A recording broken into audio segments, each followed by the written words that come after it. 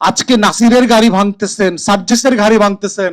আপনাদের তো বুকের পাঠা থাকলে ওবায়দুল কাদেরের গাড়ি ভাঙতেন, কই সেদিন পারেন নাই তো। হাসান মাহমুদের গাড়ি ভাঙতে পারেন নাই কেন? কোন বিরোধী দল, ডানে বলেন বামে বলেন, যারা গণ অভ্যুত্থানের পক্ষে ছিলেন, কেউ আপনার পতন চায় না। বাংলাদেশের ইতিহাসে প্রথম বিএনপি সরকার যার কোনো হস্টাইল অপোজিশন নাই, যাকে টেনে হিসড়ে দাবড়ায় নামায় ফেলতে চায়, এরকম কোন অপোজিশন নাই বিএনপি সরকারের। প্রথমবারের মতো বিএনপি সরকার আসছে, ইয়েট সে মোস্ট আনপপুলার রিয়েলিটিতে ইলেকশন করে সবচেয়ে এককভাবে ল্যান্ডস্লাইড ভিক্টরি পেয়েছে। Lot of Intra contradictions with the similar election and BNP victory.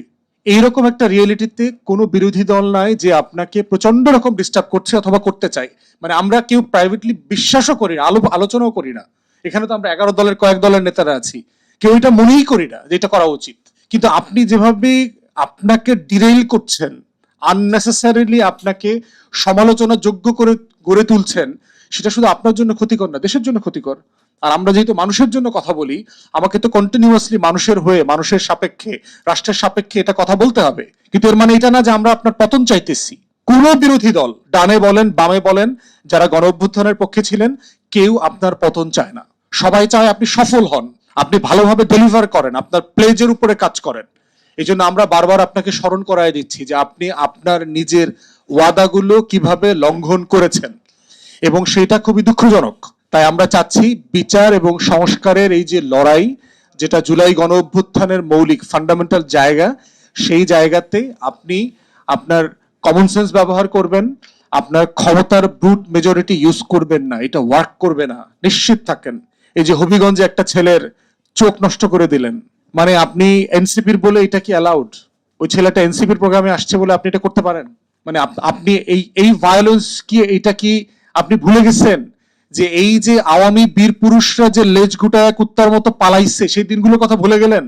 এই আওয়ামী বীর পুরুষ শাহিম ওসমান, আওয়ামী বীর পুরুষ নিখিল, আওয়ামী বীর পুরুষ নানক আজম, আওয়ামী বীর পুরুষ আজম ও নাসির, জয়নাল হাজারি, নিজাম হাজারি, ভুলে গেলেন এদের কথা? হাজি সেলিম, এই আওয়ামী বীর পুরুষরা কোথায় এখন?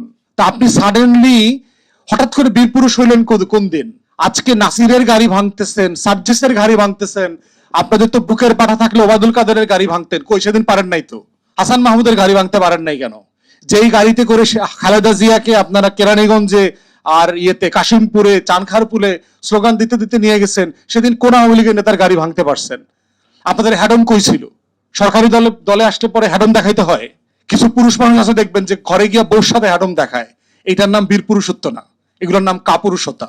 আপনারা হচ্ছেন সেই ধরনের বস্তির লোক যারা ঘরে গিয়া বউ পিটায়, ওই রকম বীর পুরুষ আপনারা। এইরকম বীর পুরুষদের জন্য পালানোর পথ খুঁজে রাখতে হবে, মাথায় রাখিয়েন। আপনারা কে কয় ভোটে জিতছেন, কে কত জনপ্রিয় নেতা, we didn't give a damn to Hasina's regime, এটা মাথায় রাখিয়েন।